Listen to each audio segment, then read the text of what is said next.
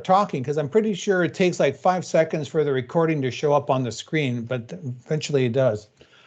Hi guys, thanks for joining in. Today is June 10th. This is Technology Drop-In Thursday, where we just basically talk about whatever Trevor finds that's cool and interesting that's happening in the tech news. So Google dropped some really cool stuff. So let's get started and we'll just take a quick look at the agenda here. So the first thing I want to talk about is the new version of Google Meet. So this is now available. And when you go into Google Meet, I've already started this new Google Meet here, but you can see that what they've done is rather than have buttons at the bottom and at the top, they've moved everything down to the bottom here. So it makes life a lot easier. They've put in a couple, 1 or 2 extra items in here. Some of them are kind of repeats. I think if you go into the host controls here where you have share screen, chat, you'll see some of those as well under host controls. So there's some duplication back and forth. But I mean, hey, it's kind of cool. They've also done some interesting things with the layout. So I'm just going to join in here with a second account. And this is just a test account to pull that in. Come on. And this will be my test guy showing in. Good enough, test. Ask to join, and we'll let them in. And so what's happening now is we're actually going to get, I'm getting echo, so give me a second. Mute, there we are. What we're going to actually get is the layout's a little different. So you can see my little button here. And as I add more people and stuff, I can actually go in and pin things. So you'll notice that this comes in over here. When I have more people coming in, I can actually stack off to the side and you can actually have a different layout altogether. So this screen will be much bigger. I can pin 2 or 3 different people if I want. It's going to work really nice layouts. So in the article that I've got there, you can take a look at all the different layouts and stuff, but it's really kind of neat.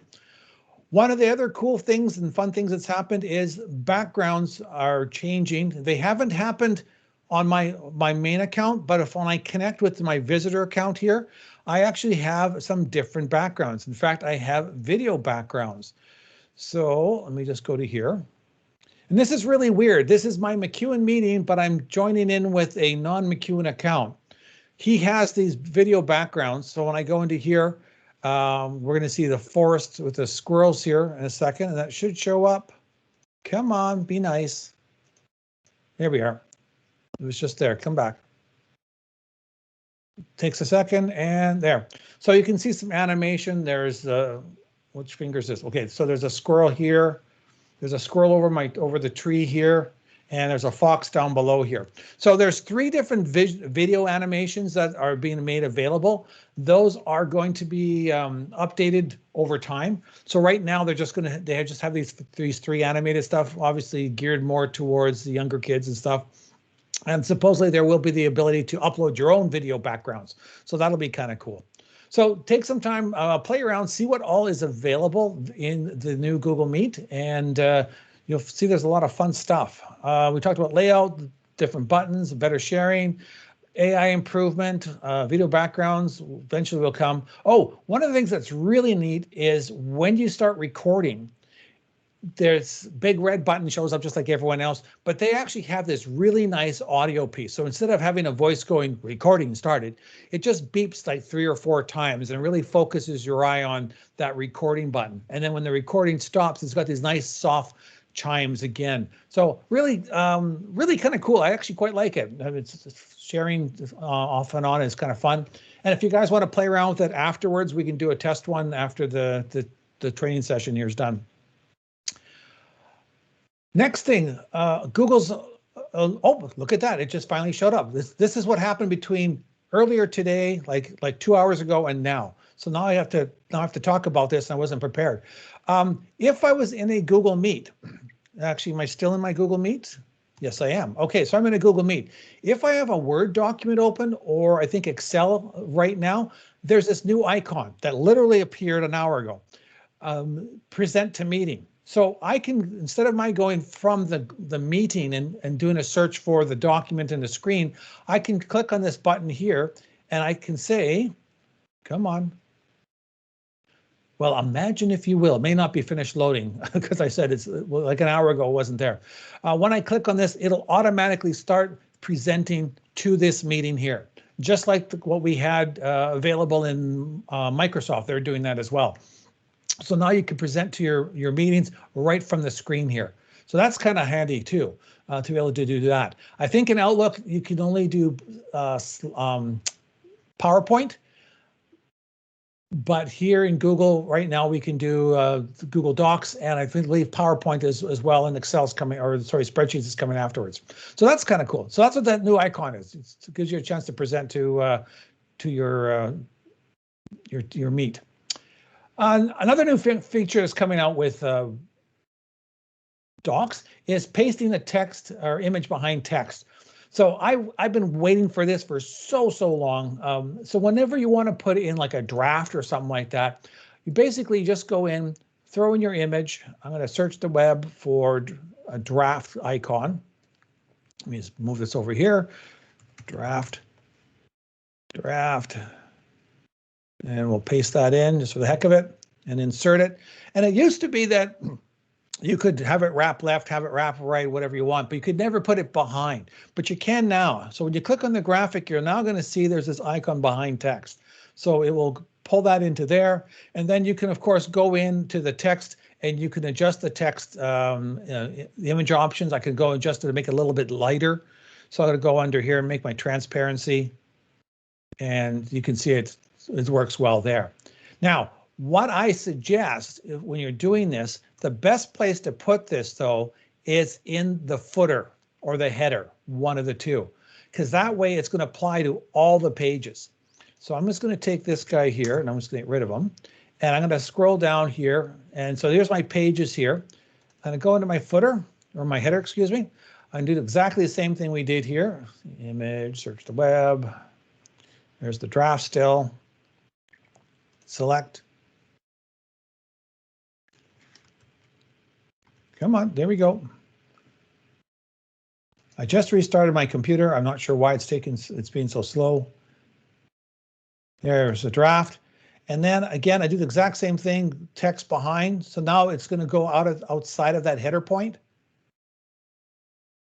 And now it's going to be on all my pages as I scroll through. The draft will show up on all of them. So there's a quick trick for you. New options for attachments in Outlook on the web.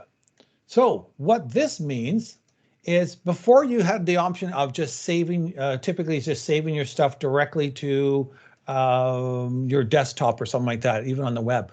But what you can do now is anytime you see an attachment, wow, this is just taking way too long. Come on, be nice. Where's my attachments?